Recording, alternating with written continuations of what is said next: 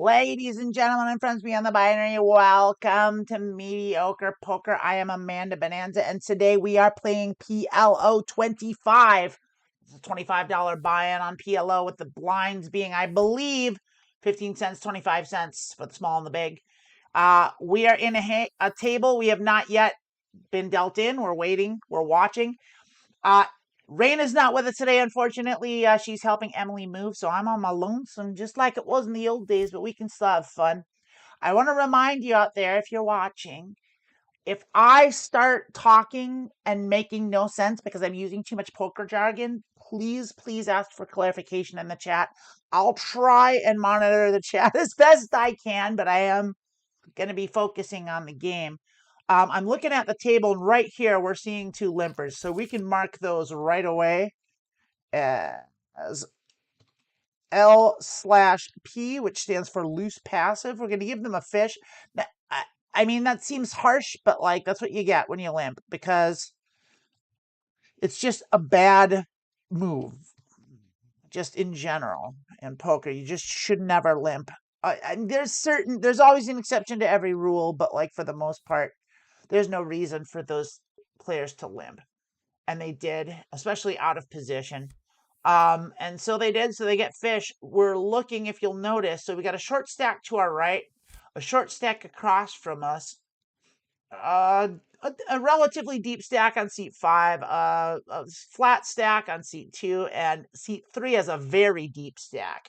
So we're looking at seat 3. That out of the gates tells me that I do not love my seat. This is the best seat.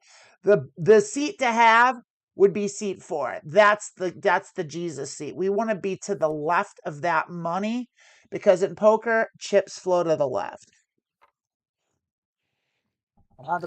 So what we have to do is we have to keep a sharp eye on this game, and we might not stay at this table if it doesn't go well. But we do have two fish, and so that's nice. Or two loose passive players, at least as far as we can tell. And so generally with anyone with a fish thing, you can tell that like if they limp, then when they do have a hand and they do raise first in, then they really like their hand. And so we have to like tighten up our range to even consider calling or 3-betting that. And we sure mostly are just going to get out of the way of those hands from anyone with a fish, because that means they really like their hand. Same thing if they get a mouse. That's a nit, a tight passive player, which seat 3 might fall into. A lot of times the people that have that much stack, they get it because they are just playing super tight, which, isn't the wrong way to play. They're sitting out now. We're in the hand. We have a playable hand, definitely defensible in the big blind, with a pair and two Broadway suits. So we're not going anywhere. We might even raise this. It depends. If 6 limps, which I suspect they will, or they flat call, we're just going to call, especially if seat 5 brings in, and they don't. We just get it. That's kind of too bad. That was a hand. That's a good hand to play. Contrary to this is a terrible hand. Any rainbow is bad, but like polarized like this with King Jack 3-2, no suits. Auto fold, not playing this. Definitely not from the small blind. Bad hand. Now, before I came in and played this game, I was, of course, what I do. Oh, seat 3 brings in. See, so when the fish brings in, now they didn't bring in for pot. They bring in for slightly less than pot. That might be a strategy they picked up somewhere or whatever it is, but they definitely brought in as opposed to limping. So that's something to make note of. But everyone just folded to them. So far, we've been seeing a lot of folding. This hand isn't good enough to play. That dangling 2 ruins it. Jack 10-8. If that 2 was in the straight range of the Jack, the 10, and the 8, I would probably play this, but probably definitely not to a raise from someone tagged as loose passive.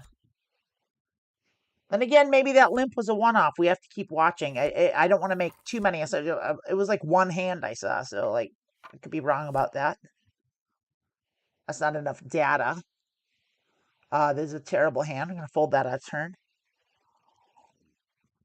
As I was saying before we started this game, as a warm up to the show, I go on PLO Mastermind, as you can as you can see in the right below me there. PLO Mastermind is a great PLO training site, and I go there and I run through pre-flop pre-flop training, and my goal is to get 90%. Today we were doing early position, and I hit about 86% in the time that I did it, which is not quite the 90 that I like to hit, but it's still pretty good.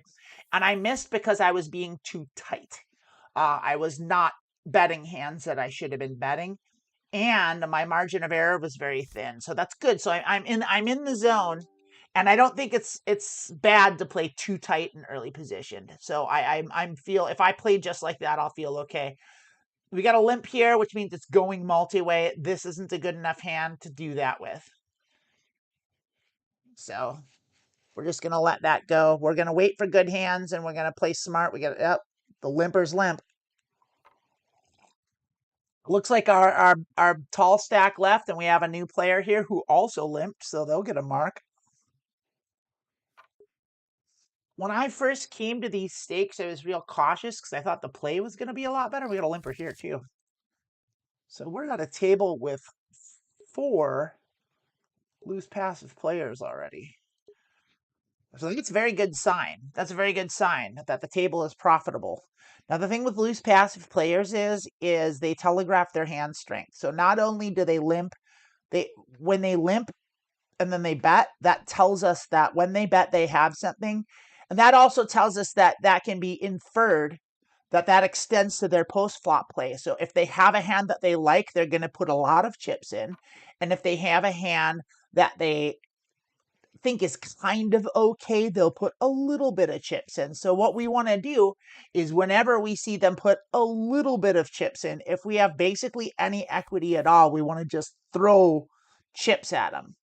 We kind of want to play them the opposite of how we would play. We want to bet small with the hands they want us to call, and we want to play big. We want to bet big with the hands we want them to fold.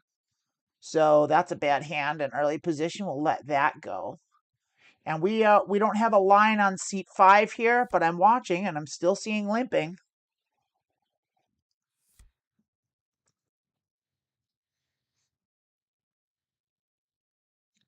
With Good Friday coming up, it's good to have some fish. I think that might be a Christianity. Is that an Easter reference? Is Good Friday like the Friday before Easter? And like, is that some Catholic thing where you're supposed to eat fish because you can't eat meat or something, but fish isn't considered meat? I think that's why they do Friday fish fries. I think it's like a Catholicism thing. I don't know. I don't really understand. I think not to alienate people, but I think Christianity's fucking preposterous and stupid. Like, I don't understand any of it. The traditions are silly, and the morality of Christianity is absolutely repugnant. That should win me some viewers. Hey, come check out come check out the transfers, everyone. So we got a bet here, a pot size bet from seat 2 on a paired board with hearts. I mean, I would say that that's a random guess. That's certainly possible that there's a 10 in their hand, possibly a 10 and a 7. Maybe not a 10 and a 7. And the thing is a lot of the players that are loose passive, they will slow play more hands than they should. So we have to be careful for traps too with those players. So I've got a hand here that's on the big blind. We've got someone that came in and they just posted the blind, which isn't egregious. It's fine. But they did come in with a short stack. They could have came in from another table. Almost likely that's what happened. So I don't see any need to raise this. It's not a great hand. So we're just going to check it, see it. We did catch an ace, but we don't have diamonds. So we're going to check it and we're going to call. Even a pot says bet because there's nothing in there. And they didn't bet at all. We're out of position, so we have a marginal hand, so we're not going to put any money in the pot. There's no need to bloat it. We have 2 pair, which is probably good. They probably don't have a flush. They might have a flush, though. and they might just not be betting it. So we now have aces and kings. There's a straight that can beat us. There's diamonds that can beat us. There's trips that can beat us, but we have a solid hand. So no reason to put money in this pot. We're just going to take down a small pot, hopefully. And we're going to call anything they bet. They are going to bet the pot, and we're going to call them. And they've got the jack 10. They have the straight, and we lose 1.9 big blinds, and that's no big deal. And they didn't necessarily play that wrong. I would have bet the diamonds. I think they should have bet that, but like that's okay. It's kind of to be expected from a general player. Like they didn't show me anything egregious, but they didn't show me anything impressive either. They just limped in early position, so we got one more fish there. I'm sorry, not a fish. Loose passive player, not a fish. I don't want to be judgmental. I'm no pro. We're on the small blind, and so no. Double suited with a king. The 4, it's really not disconnected though, and we're in early position or in the small blind. So the small blind is a 3-better fold position as far as I'm concerned. There's very few hands that I'm going to call in the small blind, but there are a few that make sense, and usually if there's definitely stations after me. I don't see station activity from 2 and 3. And what I mean by a station, that's a shorthand for a calling station. That means people that just call everything. Like no matter what. They play every hand and they call to the river, and then if they don't they bet they call all their draws no matter how bad. They just call. And those are the most profitable players to play because you just triple barrel them all the time.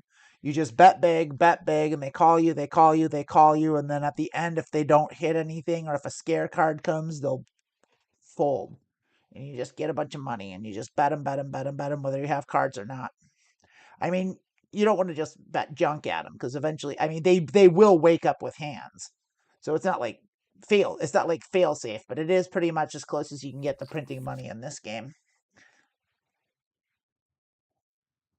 They are the most profitable opponents, is the players that just put in lots of money and with bad hands. I mean, it's if you want to get good at poker, it's a lot less complicated. Like the principles of it are a lot less complicated than you think. Play good cards and bet big when you have good hands. Honestly, if you just stick to that, you'll probably be a pretty profitable player. It's like it seems so obvious, and it is. And I don't adhere to it, but I'm trying to discipline myself to do that. This is a hand I'm definitely going to play on the button. Definitely if everyone folds out, we're going to bring in for pot. We'll see what these loose passive players. I expect at least one of them to call, but we'll see. And I'm happy for them to call. That was a fast call. We did hit top pair. We hit 2 pair. We have aces and 5s, and they bet out of turn. Hot size bet. We can't let this go. We have top 2 pair. They might have trips. I don't know what they're doing. We're still gonna call. They bet if they go, and they're betting so fast. They've got something. Okay, they're betting half pot. I mean, I can't. The straight is out there. I don't think they're playing the straight. They're betting like they've got something. And if they have ace 9, they could easily have ace 9. They could have 3 9s. They called so fast. I don't know what they have. I mean, they could have ace ace. I mean, they've been so passive. I'm going to fold. They have to have me beat. I'm going to let them have it. They just shoved so fast. I mean, that's unless they were just decided out of the gates they were just going to bluff me triple barreling. That's so unlike a passive player to do. So I don't know what they had, but I suspect they had me beat. I don't think my aces and 5s were good enough. I think they had trips or ace 9. This hand we're definitely playing. I'm going to bring that in. So we're down a little bit now because of that. But boy, yeah, boy howdy.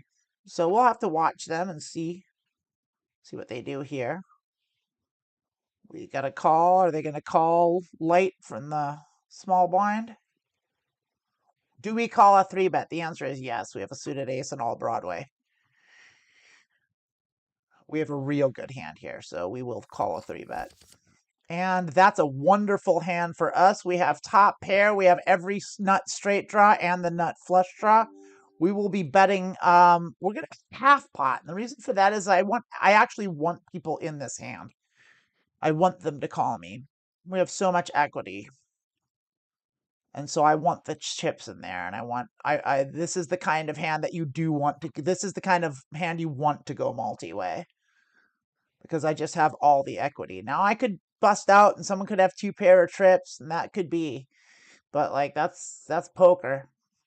This is such a good hand that's such a good flop for our very good hand, and I do hit the nut straight with the flush. Now I'm going to bet pot for this because I don't want those diamonds to come. They're going to go there. I'm going to raise them that pot. All my chips, basically. So everyone says they've got the nuts. So great. And we split seat 3's chips, and it didn't go up very much. I won about 10 big blinds out of that. When seat 2 called, I knew they had exactly what they did. I knew they also had the straight with a flush draw. I mean, that's the only thing, and I put them on diamonds. I didn't say it, but I really did. So I put them on pretty much the exact hand that they had.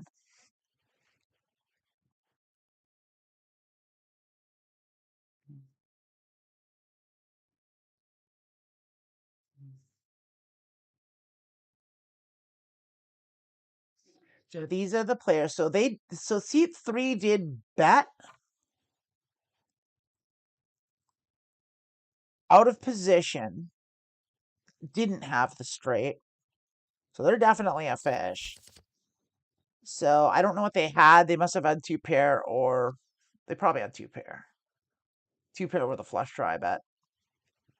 I don't know, like 2 pair with a flush draw, you might even still call that. Like I don't know. I don't know. I don't know. It wasn't good poker. I'll tell you that. Seat 2 was very face up.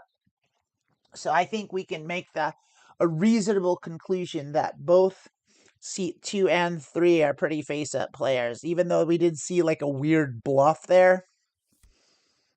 It's a feeler bet. Like, so seat 3 might be capable of bluffing, and we should kind of watch that to see. Now if they fold here, because that was a 3-bet and they just got 4-bet, they have to put them all in. They have to go all in here.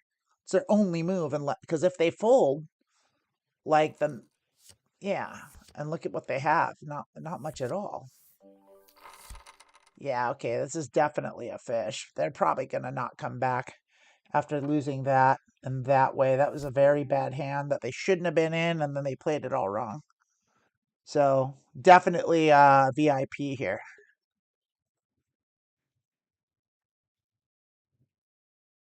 Give them that. That's not a good hand. We're gonna get rid of it. I don't think they're gonna buy back in. I sure hope they do. I sure hope so. That's the kind of player you want at the table. That's the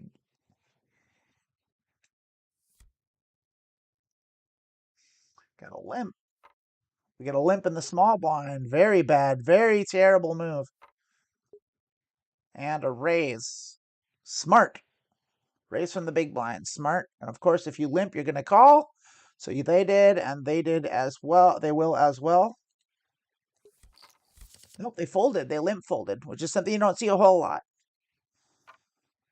And they're going to continue. They're going to c-bet for half pot.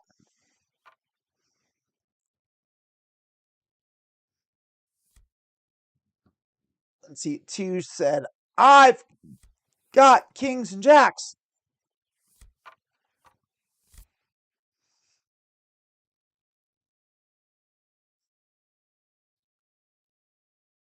Let's see what seat 2 does. I don't have much of a hand here, but I do have a suited king and a pair, so I'm going to defend lightly.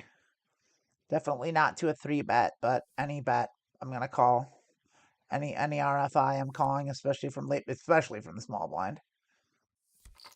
And I don't need to worry about it. I'm just going to take that down. Crawling up out of the gutter here. So C3's been sitting out for a while. I wonder if they're just bailing.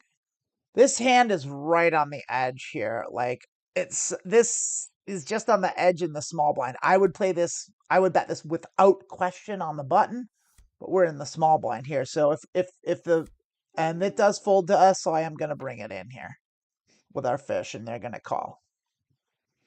But I'm happy to play. That's good enough to play heads up, for sure. Even out of position. And we'll just take it. Great.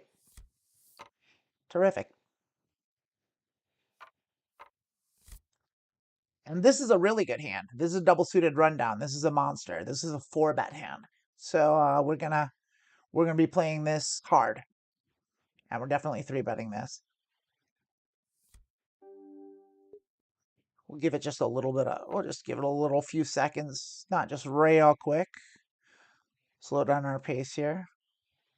Now C2 calls. Cold calls a 3-bet in the small blind. That's wild. Seat 4 shouldn't call here either. This is a fold. This is a 4-bet or fold situation.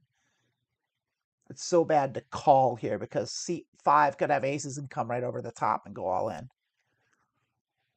We'll see what seat 5 does if they're going to call my 3-bet. See if they've got it. No. And we are looking very good here. We have a pair of 7s with a lot of straight draws. And we do have a backdoor flush draw. That's not great, but we're still going to continue. We're going to bet this. They shouldn't have low cards. So 6-8 shouldn't really be there, and especially since we have the 8. So we're going to bet this because we have positional advantage and we have equity, and their range as calling a 3-bet, they should have Broadway. They're going to raise saying they do have 6-8. That sucks so bad because we have so much fucking equity here. And I don't want to put all my chips in. But I have to either put all my chips in or I have to fold. But that's a fish. And they raised. I have to let that go. I think they have. Are they playing 6-8? Possibly. Calling 3-bets with 6-8. I can't know, but I can't risk my stack for that. On a draw. Now here's another hand that, yeah, I am going to play it. I've got a suit, a pair, and a rundown. So, yeah, let's go. And I'm got decent position. I'm in the cutoff. And 2's showing a little more discretion than I would have guessed. They're not calling as much as I thought they would. So seat 5 either blew me off a monster hand or just plays face up. And they're going to 3-bet now. And I will call that because this is a deal breaker. But I didn't hit it all, so they're going to bet and I'm going to fold. Are they the kind of player that just shoves money all of a sudden because they were being passive? I don't have anything here. I've got a pair of 7s. I have bad straight draws. I have a bad backdoor flush draw, so I'm not going to bet it. I don't have anything happening. They bet, I fold. I'm not going to bluff.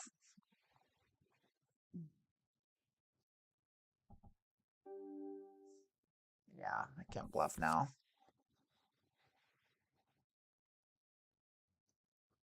They could easily have hearts, so I'm not going to even bluff the flush. I'm just going to pass. I'm going to hope my 7s hold. They don't.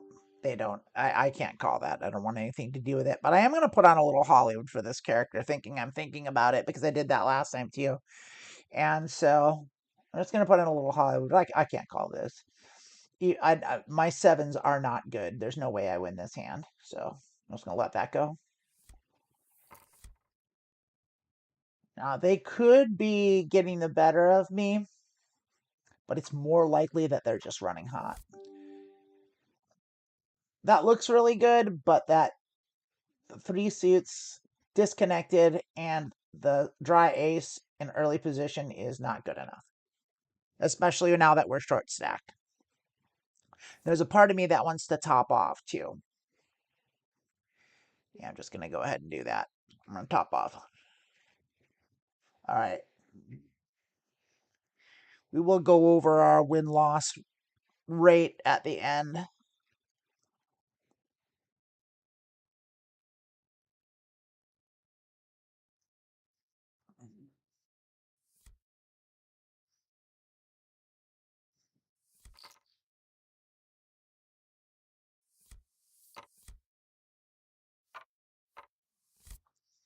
There we are. Ace 228. We are. It's not a great hand, but we're on the big blind, so we're going to defend it. We've got a pair and a suited ace, and we have some straight draw, but it's on the low end of things. It's hyper low, as low as it gets. The low end of the wheel, which isn't great, and a pair of twos isn't great, but it is a suited ace. It is a pair, and it does have some equity, so we have to call and see a flop at the very least. But this is the kind of hand where you see the flop, and if it isn't exactly in your range, you just chuck it. You pitch it. I need it. Even if I catch an ace, I don't feel great. And we can't call to a 3-bet. It's not good enough. So seat 5's looking pretty aggressive all of a sudden. I saw them limp earlier, and I gave them a fish, but I'm starting to think they might have blown us off that hand. They've been 3-betting a lot. Like I said, they could just be running hot. I mean, if they've got aces and they're an aggressive player, but they're showing signs of aggression. So I'm gonna.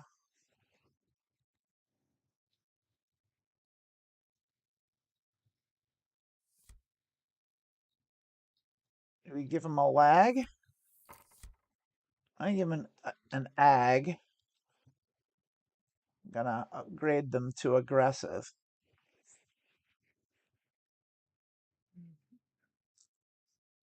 I've yet to see a showdown. In fact, we haven't seen many showdowns at all. So their strategy of betting hard is definitely paying off. Game looks a little frozen. It's a bummer. There we go. Server woke up. Charlotte says play it out. Play it out like I should have called them. Maybe. I don't think so. I don't think so. Next time I'm in that spot, I will though, because I hadn't seen aggressive, and they demonstrated passivity. No, no chance. And so that's the reason I didn't call it. But now they're showing aggression, but like I think it is aggression because I think they're just running hot. Like, which is a thing that happens. Sometimes you just catch cards and it looks like that's the thing because they're still folding. So they're not just playing every hand, pushing, and shoving. Like I've seen them call. So they just might be tight aggressive, which is the best kind of player. The limp threw me, but like, I don't know. I think you can definitely be a good player and limp sometimes, but I only saw the one limp to my recollection. And so this is a hand that we can play. It's right on the edge. We can't, if someone bets in front of us, we'll probably ditch it. We're not going to 3-bet it. Well, maybe we should. It's a suited ace and it is a rundown. Yeah, I think we would. Yeah, well, we're definitely bringing it in position on the button.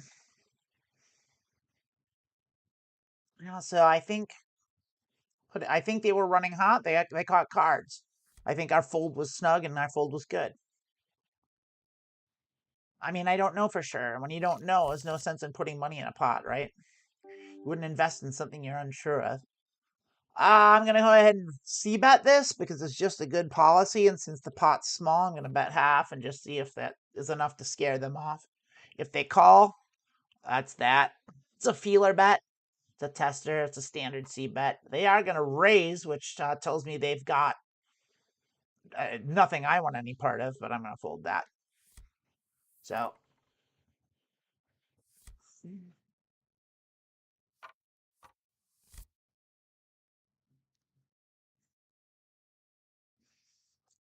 And this is a hand I also want to play, but not if I see a raise in front of me. It's looking like seat 5 is at least considering raising here. So they're either away from the table or they've got a just on the edge hand. Yeah. I'll bring this in the cutoff. It's good enough for me. Good enough for the cutoff. I like suited aces. Even if we block our own seat, even if it's impure. God damn. All of a sudden we're seeing 3-betting. We weren't earlier.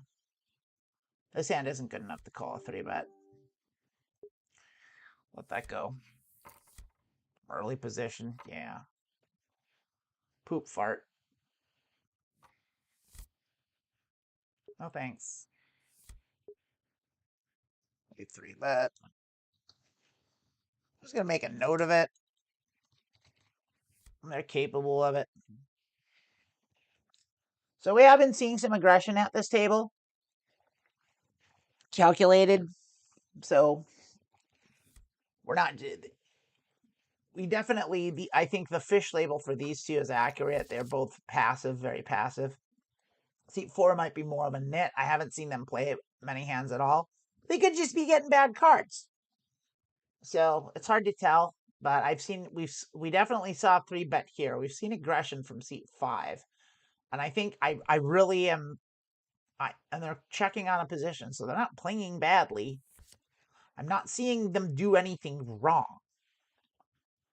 So I'm just watching them. I want to see. Now they're betting out of position on the turn when the flush comes. So that was either they had the full house. I mean, if they had the full house, I would have bet that. I put them on a full house here, actually.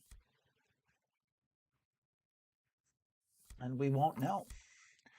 They're playing good poker. They're winning. Ace, king, 6, 3. It is suited ace, king, but the 3 and the 6 suck shit. The 6 especially, and we're in early position. I'm going to fold. We've seen 3-bets come at us. So I'm going to fold and make a tight fold in early position. We're going to watch what everyone does. We're going to sit back and we're going to watch. We're going to wait for a reliably good hand based on what we've been seeing.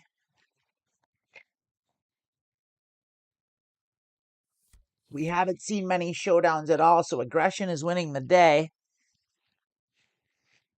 Where's my hand, friends? Where's my moisturizer? Oh, it's so far away. Have to live with it till the break. I mean, that would have been a fine hand for us to see. Not great, but were we in, it would be nice. So we can expect. I don't know what we can expect here. I'm just gonna watch. I'm not gonna speculate. I'm just gonna watch.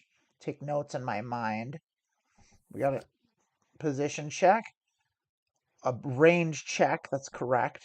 That's a hand that should be checked at range.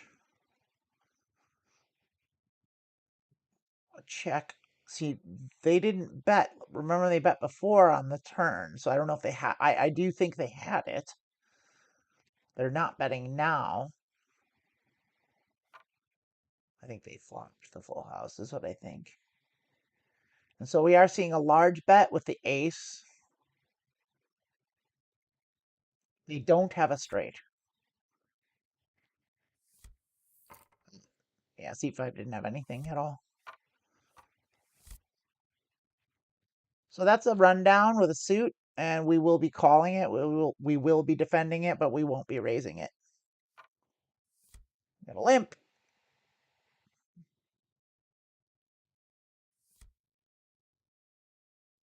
If everyone limps, we might raise.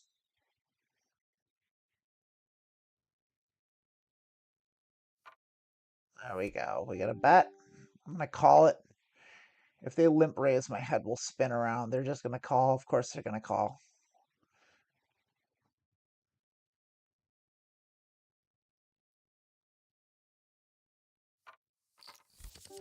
And we hit jacks with a backdoor flush draw and a backdoor straight draw. Not an amazing hand, but one we can stick around for. We can call a C bet for sure from our aggressive friend. They check it. That did improve our hand. We now have a solid straight draw, and we still have a pair of jacks, but we're not going to bet it because we're out of position, and we're not going to bluff out of position, especially multi-way. So we're still going to call. We have equity here. I don't think it's worthy of a raise. It might be worthy of a raise, actually. Well, we don't have the spades, so.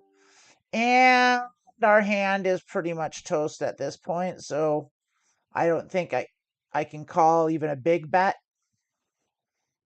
I don't think seat 5 has anything. They could easily have an ace, but they were not betting because they're out of position. They could easily have a king. Our single jack with no kicker is not going to hold up here, and it's not worth showing down. So we're just going to let that hand go. Didn't pan out, and that is okay. My 3 favorites. Okay, this is a super chat from Charlotte. Charlotte, I love you. My 3 favorites for poker, song, snacks, and beverage. Alcoholic, of course. So my 3 favorites for poker. Charlotte, I hate that I never know exactly what you're talking about. And so I think I get the gist of what you are asking me. Please clarify. What do you mean when you want my 3 favorites? Do you want me to list 3 each of my favorite songs? 3 songs, 3 snacks, and 3 beverages? Or is the 3 the song, snacks, and beverage, one of each? Because that's what I want to know. Because I will answer your question. I will definitely answer a super chat question. I've got kings. I'm going to bet. I shouldn't have raised. I should have called this. I was distracted by Charlotte's super chat. That was a bad raise. It's dangerous. Raising kings without an ace is dangerous. If we get raised here, we got to let it go. And we do have an overpair. We got a backdoor flush draw. So we're gonna not C bet because we're out of position. So we yeah, I'm gonna check it. We don't have a lot of equity. We just have the overpair. This is a check call situation. Yeah, check it down. Check it down. Call one street. They bet here, we will call. A 5's a duck. That doesn't change anything. And they bet full pot. They could have 2 pair. See what they do here. If they bet pot again, we fold. Our kings hold. Great. One of each or 3, says Charlotte. Okay. Charlotte, I will get to it. So I can't give you a straight answer, as I know you expected.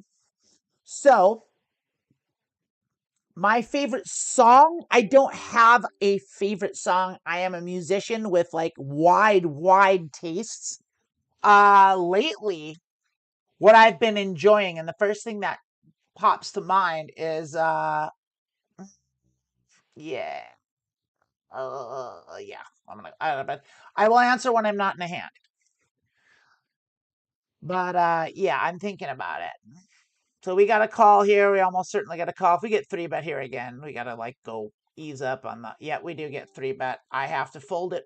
I hate getting I hate getting 3 bet and folding. Sucks, but gotta do it. So seat 3 is playing correctly, playing well. I have to play this hand again, Charlotte. If I'm the cutoff with a double suited rundown, gotta play it, gotta bet it.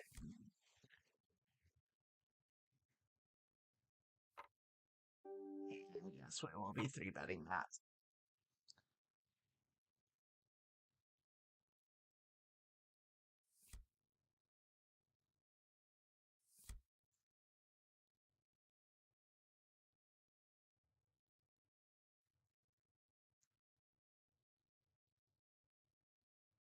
I don't think we can call a 4 bet though.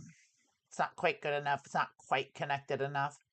The 7 does not reach the queen. If those two are connected, if that was an 8, I could call a 4-bet.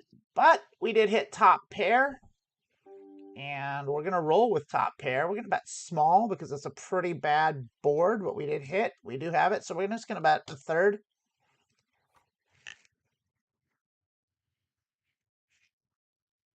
And we'll see what they do. They're happy to call. We now have not top pair, but we still do have a lot of straight equity. So I'm going to keep going with it. I'm now going to bet 2/3 pot because we don't like the spades, but we still have a hand and we still have equity, and the 10 helps us more than it helps them. And we're just going to take that down. Terrific.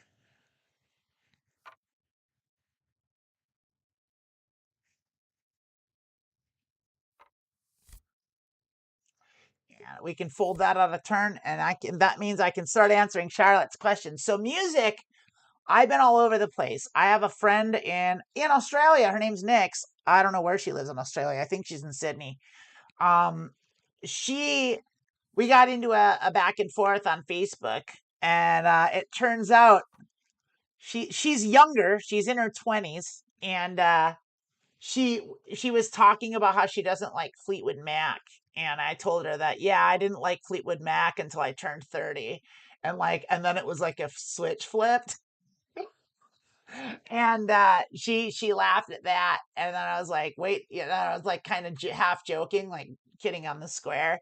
And I was like, are you wait, you're also, wait till you get a load of Steely Dan. And she was like, she was like, oh really? I was like, oh, so you are interested in Steely Dan. So I'm working on a Steely Dan mix for Nick's in Australia. So I'm gonna make that. So Steely Dan's been in my thing. I also did just readjust the EQ in my car and made it sound just fucking cherry. And I was listening to the old playlists I made, and I think, really good playlists. And so I was enjoying some older playlists with upgraded sound and fidelity, and I really enjoyed it.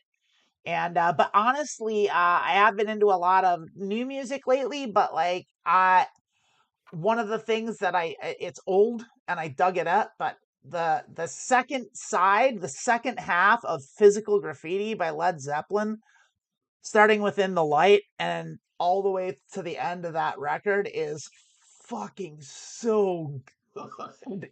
It is so good. And I can't recommend it strongly enough. Like, you want to get high and fucking feel great. Like, just smoke some weed and listen to Physical Graffiti because it is such a goddamn good record.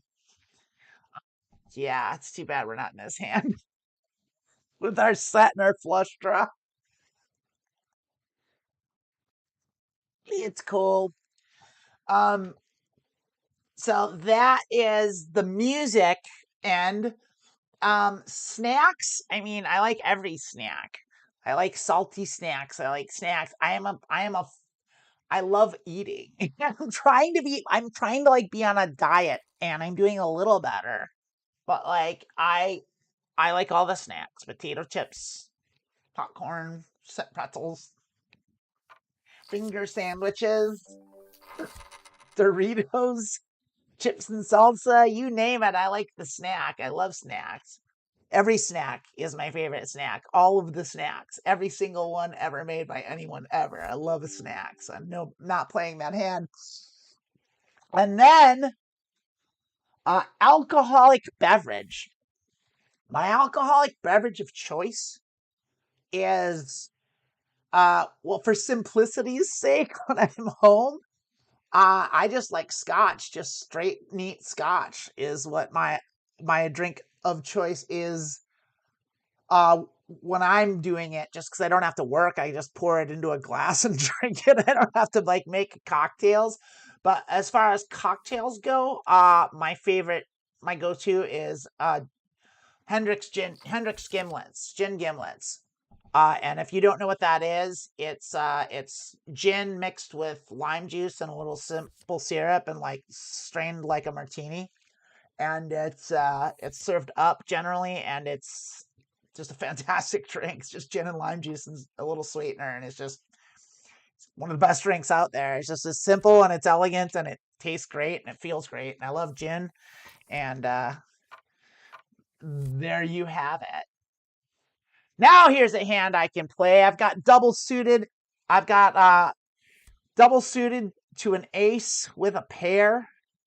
This is definitely a 3-bet. This is definitely a 3-bet hand for sure. I want to isolate. This is the kind of hand I want to go heads up with somebody. I don't want to go multi-way with this hand. And so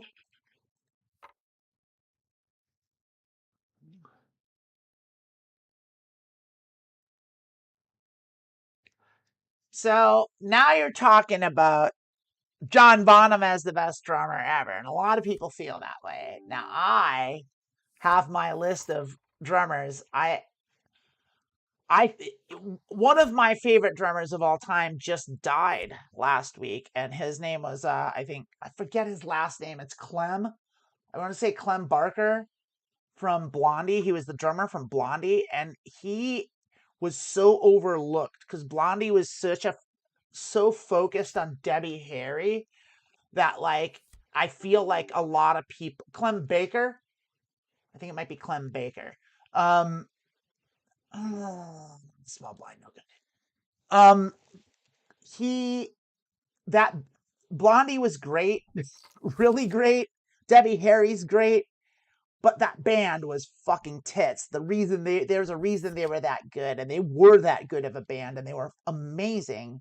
And in no small part because of Clem Baker. Clem Baker was one of my favorite drummers, but I have to say I do have a single favorite drummer of all time. And I know it might sound like because the band has fallen out of favor and didn't age well, but his drumming is still fantastic, and that is Jimmy Chamberlin from the Smashing Pumpkins. Like, he is my single favorite drummer of all time of any band I've ever heard. With the exception of my own actual drummer, Paul Randall, who is the best drummer I've ever played with, and I put Paul up with anybody. Paul is so incredible. But like Jimmy Chamberlin from the Smashing Pumpkins is just he's just so good. Like he's unbelievable. He's so tasty. His drums sound great. His choices are so awesome. I mean, just if you just put on Gish and just listen to the drums, like it's just it's so good. Yeah. So yeah, Jimmy Chamberlin. I mean, I don't know the guy's name. The guy from Tool's great. I don't like Tool very much, but I credit where credit is due. I'm trying to think of some other like really top high end drummers that I'm thinking of that I can come out of the gates with. Um, mm, nah, just not that 4 sucks. Um, that's what I'm thinking, and like I'm gonna just stop at Clem Baker there because he's just like I said, I think he's largely underrated. The people that know, but like I think the average person doesn't appreciate just how good Clem Baker was. But give it a listen to. Go listen to some Blondie records, even the greatest hits. It's fine. Any Blondie record do. And one of my favorite records of theirs, because it's so stony, is Auto American. All the way through is just real, way stonier like than the individual singles that are on it would lead you to believe. I'm gonna go ahead and raise with my double suited ace and polarize wheel and my wheel and Broadway draws. I would 4-bet this hand. Well, no, I wouldn't. I would call a 3-bet with it though. Doesn't matter. Point. Irrelevant. I know I'm up, but I'm not because remember we reloaded, so I'm about 20 big blinds down still. That's not good enough for anything. Yeah, I never saw the Pumpkins play. Just they came and went. They had a real small window where they were good. They were good from Gish to Melancholy, and I'm torn on Melancholy. Like I don't I did I definitely don't think it's as good as the Butch Vig stuff because Butch Vig produced the first three records, Gish, uh, Siamese Dream, and Pisces Iscariot. And Pisces Iscariot was a collection of B-sides, in all fairness, but it was still Butch Vig. And Butch Vig is like one of my all-time favorite producers anyway. And he did all the cool grunge shit. He did Nevermind. He did all the Soundgarden records. Like he was just like such a good producer in the 90s and the grunge era, and he just made everything sound great. And yeah, so Butch Vig did that, and so when they did Melancholy, they switched to a different producer, and Flood was the producer. And Flood was the producer that did Downward Spiral by Nine Inch Nails. And uh, it didn't sit well with me. He's a real great producer, and Melancholy sounds great, but like it's it was a weird thing because I felt like Billy Corgan was like trying to like be tougher than he was and shouldn't have been. I liked when he was cherubish, and like not when he tried to get like he played up the whole like fallen angel thing, and I just didn't dig it. And it got pretty unsavory from there. And like, if you look like if you look at the art from Melancholy, I think that album came out in like 95, which is just like when everything went bad. And like it's just like, oh, you see like what they look like, and their fashion is so bad, and they're just making terrible choices. I haven't given Melancholy a listen to in a while, and I wonder if I could stomach it, because I think it could go either way. Either I could be like, oh fuck, this is actually a really good album, I have to like admit it, or it's gonna be like, ah, this shit sucks. It could be one or the other. I don't know, because I haven't paid any attention to it in 20 years, 25 years. But yeah, yeah, that shit's 30 years old now. How about it? How about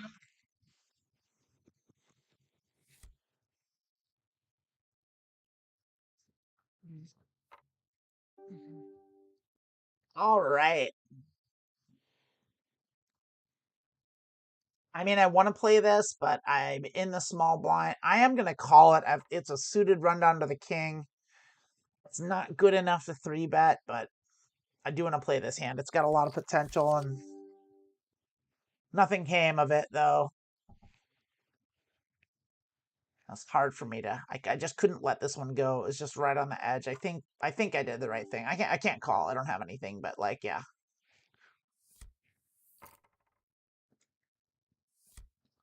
Well, Charlotte, you say drugs and Billy didn't mix well, but I am convinced that they did a lot of acid in the early years, and that mixed really well because they were one of at the time, that was my go-to band when I was gobbling acid. Like, like, like, like, like the nothing in the never ending story. I'm just like, oh, give me all the acid. I took so much LSD in the 90s. From like 1994 to like 2007, like all I did was eat acid. Like I was just gobbling it up. I loved it.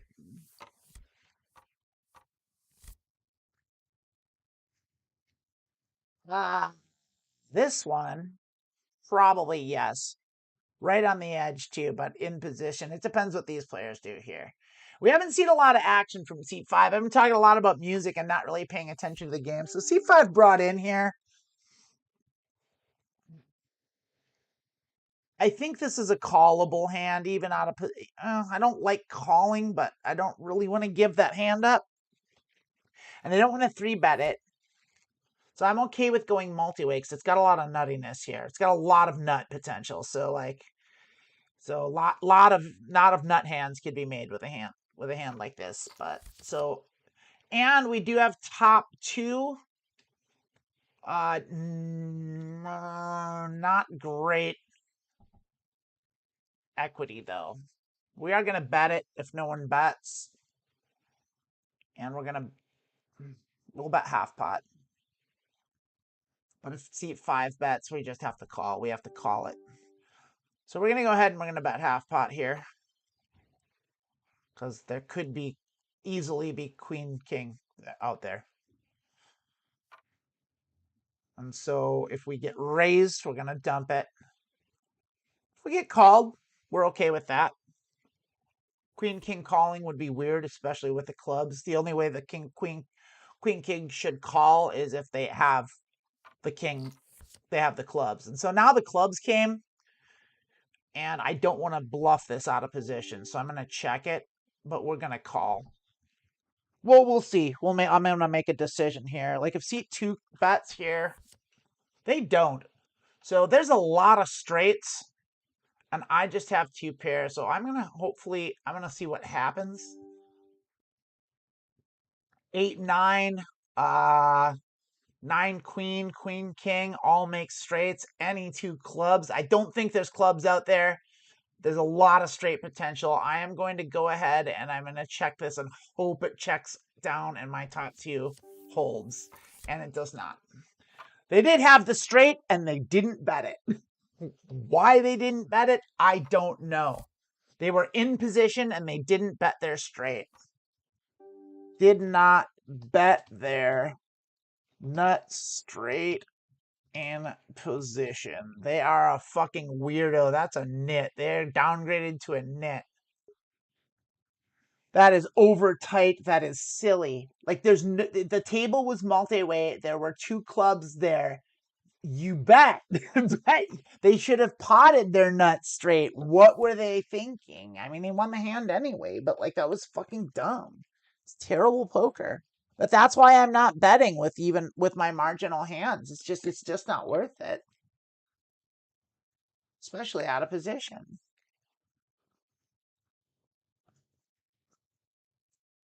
Maybe they thought because I see bet on the flop that maybe I was going to keep barreling them. And then so they checked it back, or they called thinking I might bet on the turn too. But like the thing is with those clubs coming, they didn't have clubs. If I had bet, they probably would have folded. Maybe not though. Maybe not. Maybe they would call their straight to the end. I don't know. It's hard to tell with players like that play strange. Yeah, I would have dumped my chips in. I would have gone all in. It's the only thing to do. And they didn't do it. They didn't do the only thing to do. So, nitty, nitty, nitty. They get a mouse. Over tight. Loose passive. We're going to say tight passive.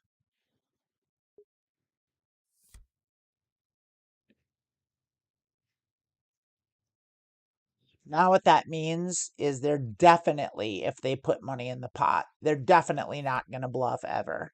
If they can't bet the nuts in the right time, they're not going to bluff. Like, so we can't. We have to believe them. Every time they make a large bet, we just have to assume they have it. Like the only way we can call them when they want to put money in the pot is when we have the nuts or a monster. Or just so much equity that we can't fold. Like, but we can't call anything marginal to their large bets.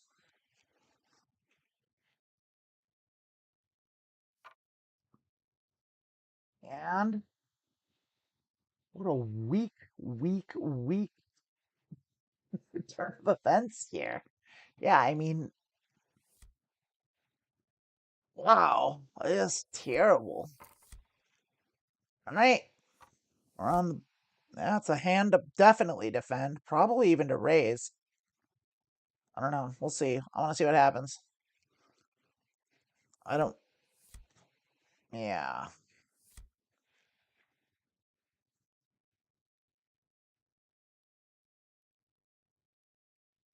Probably just defend.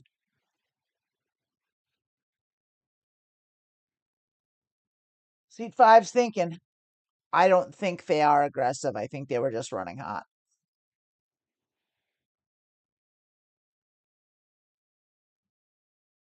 They've been dormant for a while. They had a good run, and that one hand that I folded to them was a good fold. They had me beat, and I folded correctly. I'm sure of it now. And yes, we will call that. And that's not at all what we wanted to see. But we will bet it because we're in possession. They're going to raise it, so we're going to let that go. Easy fold. And that the price we paid was information. And I will do that every time. We're going to let that go. And I'm going to go ahead and take my break. I know we're going to be on the button next hand, but that don't matter. Yeah, it does. I'm going to stick around for the button. And then I'll take a break. I thought that hand might go a little longer. Let's get my button cards. And a good choice I made. So we'll sit out the next hand, take a break. But our suited aces with a king. And yeah, this is a fucking monster here. Like, we're going to go ahead and pot that and hope that we get some calls. I mean, I hope we get raised. That's what I want. I would love to get raised here. Probably not, though. I mean, yeah, we're not even going to get anything. All right. I will be back in a few minutes. While I'm gone, take a moment to go down into the description box and click the link and get yourself an account at PLO Mastermind.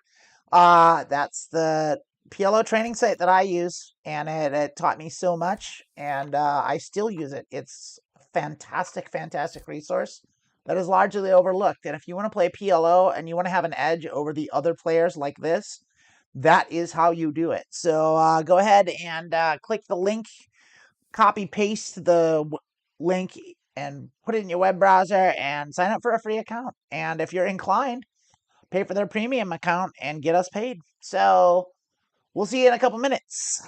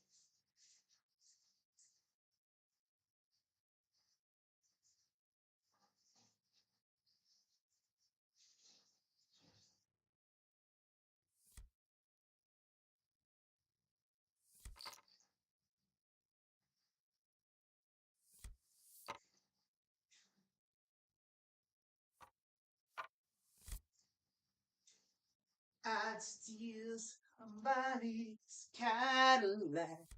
I'd steal anything I like. I'd steal all the you. I'd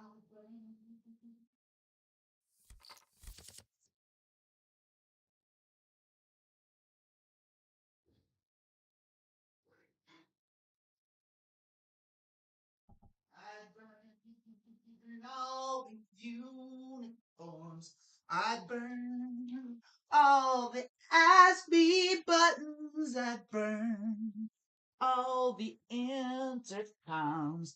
I'd burn all the time clock cards if I wasn't shy.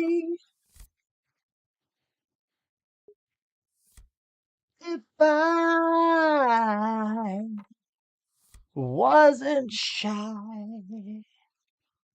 Bum, bum, bum, bum, bum, bum, bum, bum, boom, boom, bum. Oh, I have had a They Might Be Giants song in my head for weeks, and it's a great song. It's like a lot of times when you get a song stuck in your head, you're like, oh my god, I gotta get rid of this earworm. But this is just a great song. It's off there. It's off Apollo 18, which is the early 90s. I think they released it in 1991, a year after they did put up Flood. Terrific record. And the song is If I Wasn't Shy, and it's a flansy song that's just slick and cool and funny and great.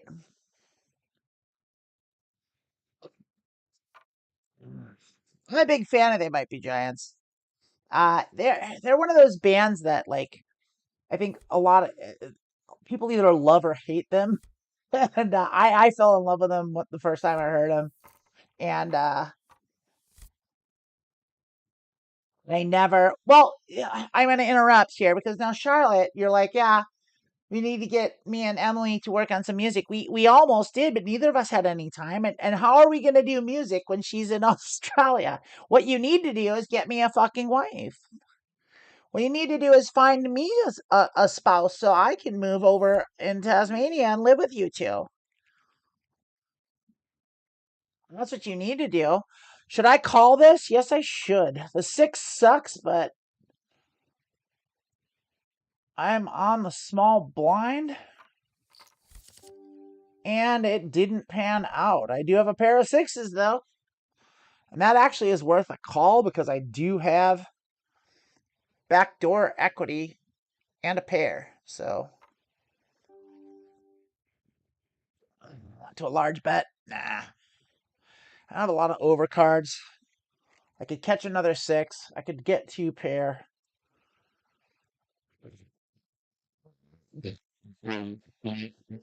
Fold. It's a 6. It's a 6. I don't have any real equity. I'm out of position.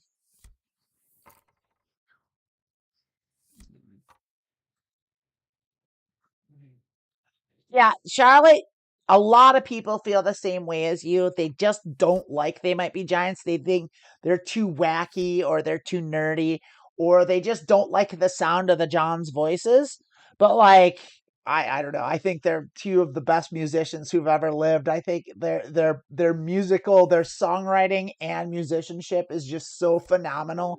And they're clever and they're funny and they're cool in an uncool sort of way. Just one of my favorite bands of all time. And you know what? I'm not pitching them to you because I get it. I get it. People just don't like that band, and that is okay because they're doing fine, and I enjoy them, and I'm perfectly content. There was a period of my life where I tried to convince people to like that band. I was like, no, they're so good, and I gave up because I just got made fun of so much. We're gonna raise with our double suited hand on the button. It's a loose raise, but like, fuck it. We're on the button. It is double suited. That's not a great hand, but it is the button, and we've been seeing a lot of bullshit going on. So we do have a pair of 8s and that ace. We do have some straight draws here. We have a pair. And we're gonna bet it because there's an 8. I'm just gonna go ahead and bet 3. I'm gonna bet like just small because the dry ace. A lot of times people just fold if they see an ace. And we get raised again. We are getting raised a lot. And the thing is, no one else is getting raised like us. It's just us. And that I know they're not bluffing. And then the knit didn't bluff. So we're just getting bad luck. Just bad luck with that. We're the only ones that got 3-betted. We're the only ones that got raised, that are getting raised. And I know it's because they have hands. I know it's because they have hands. And so, fuck. Fuck. We're not doing anything wrong. As far as I can tell, I feel like I'm playing all right. But I'm just frustrated. It's frustrated when that keeps happening. And I know people start, I don't want to tilt and think that I'm getting bluffed off. I'm not. That player was not bluffing. They just weren't. There's a reluctant call. I hit top pair with a good solid flush draw, so I'm gonna 2/3 pot that, which is the standard for an ace and a suited flop in position. Just it's what you bet. That's a total range bet, and the fact that I have a pair of aces is inconsequential. It's a complete and total range bet. And what are they going to do? They're thinking about it. They're going to call. Now that 4 isn't great for me because now I definitely am downgraded, and they snap checked. I'm definitely downgraded to a marginal hand now. I do have a pair of aces. I do have 2 4s, 2 pair. I'm going to continue betting. I'm going to bet small. I'm going to bet 5 because if I do have a hand here, I do have a hand and I do have equity, so I'm going to keep that. But if they raise me here and they caught a 4 because they were slow, they were reluctant to call. I think they might have a 9. I think they might have spades.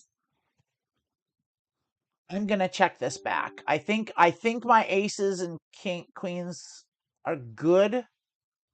The king might have killed it though, so I'm just gonna check it back, and yes, it is good. No reason to bloat that pot. So Charlotte, that's what I would maybe. I don't think so. And let's. By the way, fish is the impolite way to refer to them. We're not going to call them fish. We're going to call them loose passive players. We're going to call them recreational. Rex is the better term, because we don't want to sound arrogant. I don't like it's. I guess I use it too, but like, okay, so because they're marked with a fish, that's what I have to do.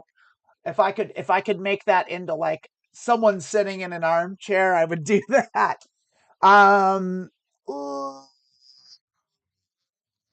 it's early position. I'm gonna let it go. It's just on the edge. Over tight in early position, maybe, but I'm gonna be tight in early position. Especially since I'm the only one that's been getting 3-bet. So I don't think they're making me questioning my hand with bluffs. I really don't think they're bluffing at all. Like when players that are loose and passive bet, it's because they have a good hand. They don't bluff. They just don't do it. Because players that like that, when you see a player bluffing, they do it a lot, and they're a lot more active than these players are. Like anyone that plays passively and just calls when they should bet, when they don't bet their nut straight and a flush could come, like C2 did, they're not bluffing. They're just not. Anyone that plays passive does not bluff. They just don't do it because it's bluffing is aggressive. And maybe they do once in a while, but it's just not worth bluff catching when someone doesn't bluff enough. So yeah, I do have a suited ace and a mild rundown, a double suit. That's a good hand. I'll bring it in. See, they called, and they limp called from early position. We have top 2. We're gonna bet this because we're gonna half pot it because we want some chips in the pot. We have the ace. If they raise us, it's because they have a 4, but they just called us, so they could easily have an ace. We now have aces and jacks, and they didn't raise, so I'm okay betting pot because I don't want the flushes to come. I don't think they have a 4. I don't think they have a full house. I want them to call because they might have an ace, and that's okay. I'll just take down the pot.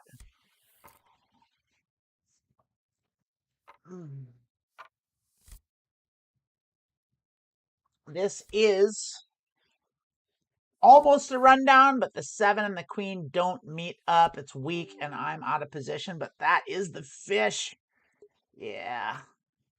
I'm going to be a little loose going heads up with our fishy friend there. Thermosi friend. I'm sorry, not fishy. With our recreational friend, our VIP. They aren't a VIP. They're not that bad. Definitely this, though. Definitely that.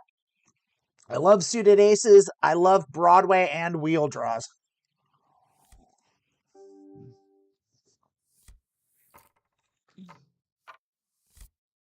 Not good enough. Get out.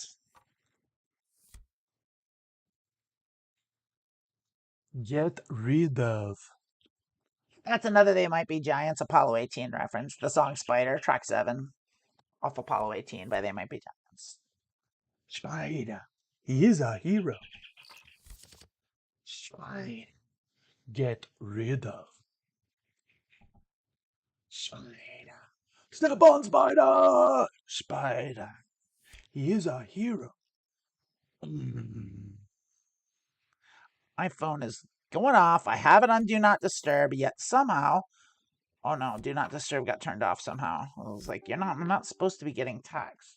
Hate it. Suited Ace! Broadway and wheel draws. Yep.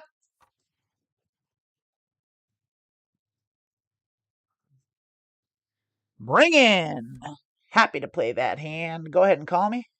Not in that position. You should fold seat 3. Oh, I got a call. That's all right. So I'm going to be out of position, but it's all right. It's not great. I'd rather be in position with a hand like this, but that's okay. That did not hit at all. We do have a pair of 10s, but it's pretty shitty. We don't have hearts. We don't have... I guess we have a... Now we have 10s of 6s. They snap checked. I'm going to check it back and hope I will call. I will call a bet. Not if it's pot size, I don't think, but a large bet.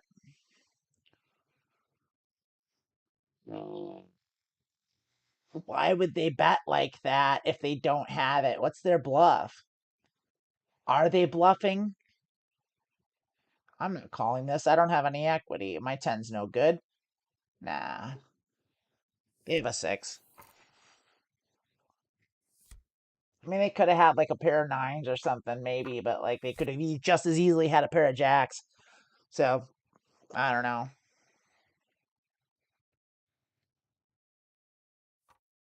I haven't seen a lot of...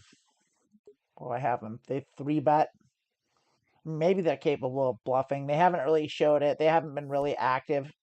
This table's been pretty passive et al. Yeah, should I 3-bet? Yeah, I'm going to 3-bet because I want to isolate.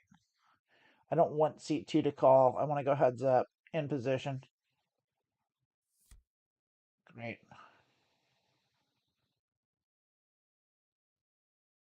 4-bet, we fold. We fold. That's aces. We do not have aces. Well, we do, but not good enough. Nice aces. Ace, ace. Good hand.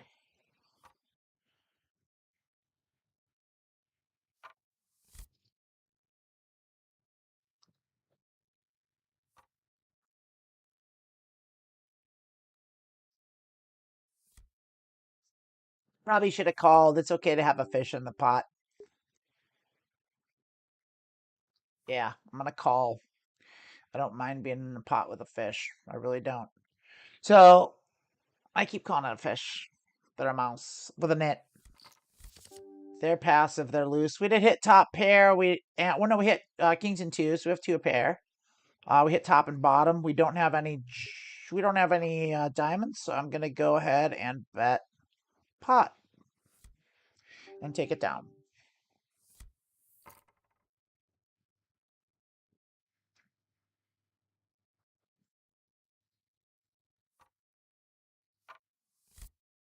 Yep. No, no, thank you.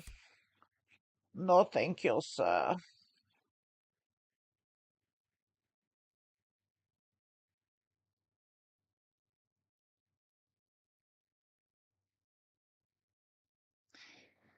So, Charlotte, you're seeing most musicians play over the internet.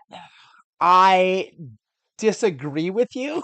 I know a lot of musicians, and none of them play over the internet. Now, it's been done where what they'll do is they'll record tracks and they'll exchange tracks and they'll do recording, but actual playing they don't do because there's no real good way to do it. You can't do it because you can't get the audio fidelity and there's lag. There's delay, and you can't make music with delay with lag. You just can't do it. Like anything over like 10 milliseconds, and it just makes it impossible to make good music.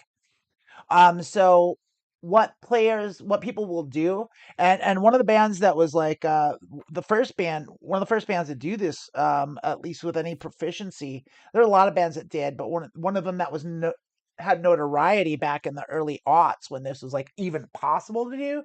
One of the people that jumped on that early was the Postal Service, which is why they were called the Postal Service, because theoretically they were exchanging tracks through the mail. And the Postal Service did that. They were a band that was like Ben Gibbard would record tracks in his home studio and then send them to his friend, and they would do whatever they did with them. And that is a way to do it. But I don't have like a recording computer anymore. I have like I don't my laptop, my computer that I have, it isn't I don't have the sound card I would need to be able to use this for any sort of recording. I have too much latency. I can't get rid of it. It's not designed for that. I have a gaming computer that's becoming quickly obsolete, and it's just not designed for audio work. I kind of gave that all up when I moved here. I still play music, but it's one of those things where it's like I just don't. I used to when I lived in Washington. I was an active musician, and I had home studios, and I recorded everything, and I recorded all the time. But I just don't do it anymore. I don't have the setup, and I don't have the gear, and I don't have the desire really to do it.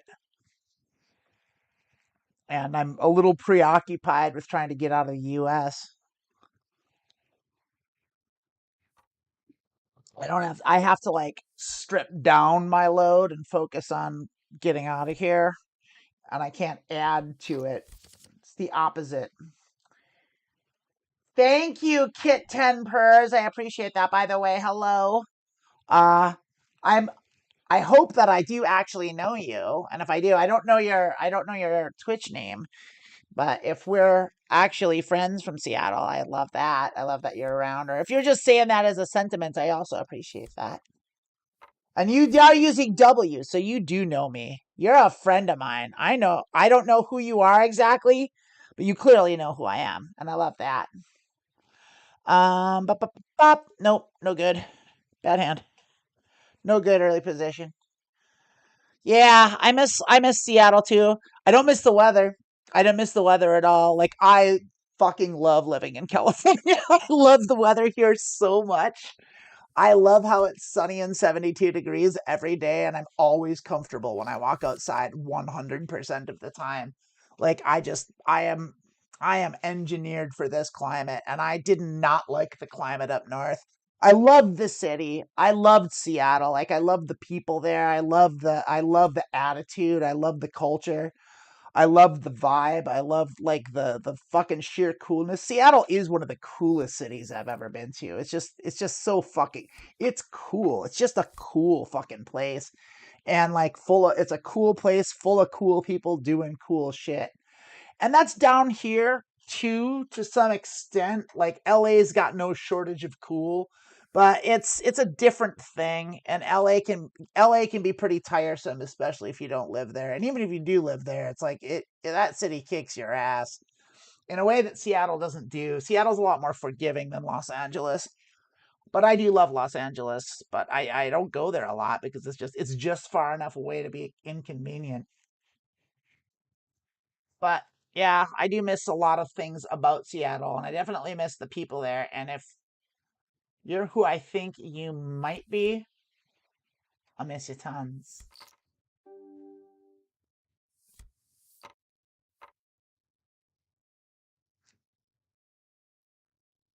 I'm dying to know which person you are.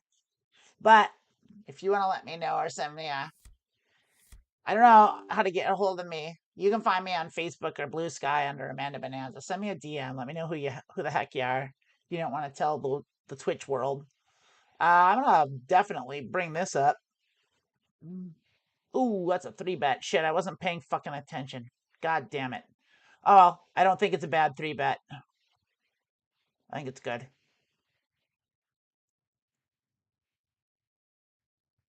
Let's see what seat 3 does here. They brought in an early position. I'm gonna call. 885 is very good for me and my range and my hand. So I'm gonna go ahead and I'm gonna bet a third here. I'm just gonna go 8. Just gonna c-bet that. They're gonna call. We did hit our nut flush, but there is a full house out there. But we're not gonna worry about that. We're instead gonna, well, we're gonna bet. We're gonna bet half pot. Nah, we're gonna bet 2/3. We want to get the money in. If they have a full house, they win. They're slow playing us. We have a full house now, so we're okay with getting all the money in.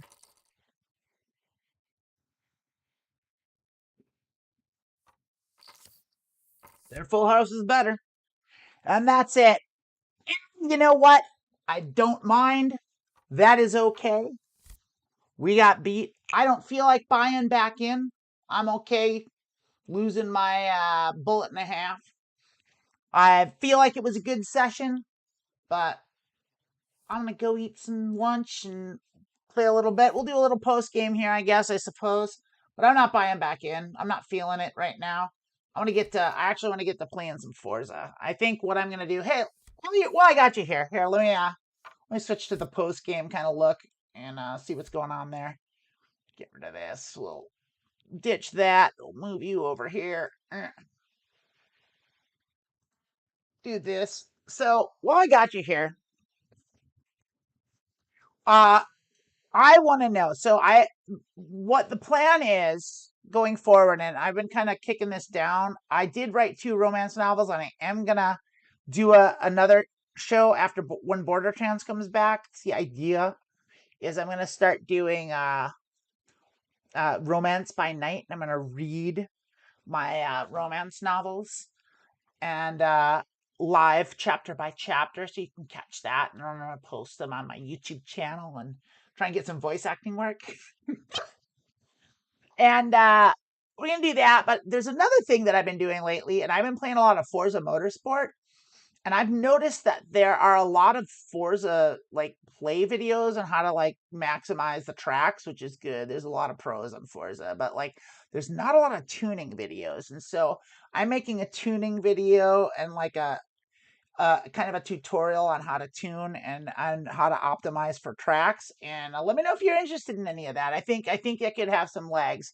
I'm gonna get to recording those. I've got most of one track. I'm just gonna run through the courses and the races. I forget what they're called. The groups of races that they do in Forza. But yeah, I love car racing and I miss it, and I think I'm gonna do that. So it's been a pleasure. We lost our bullet there at the end. I still think we made the right decision. We had the full house. We had the nut. We had the big flush. We had the full house. They caught the full house on the turn. They slow played it. That's number wang. That's gonna happen. You can't go around not betting full houses and nut flushes. You just can't. It's just like that's number wang, and they slow played us, and they won the pot, and they did, and bully for them. They played well. We did not do anything wrong. I have zero regrets. I would play that hand again like that 100 times. So yeah, we're good, and I'll see you next week. Take care. Bye everyone.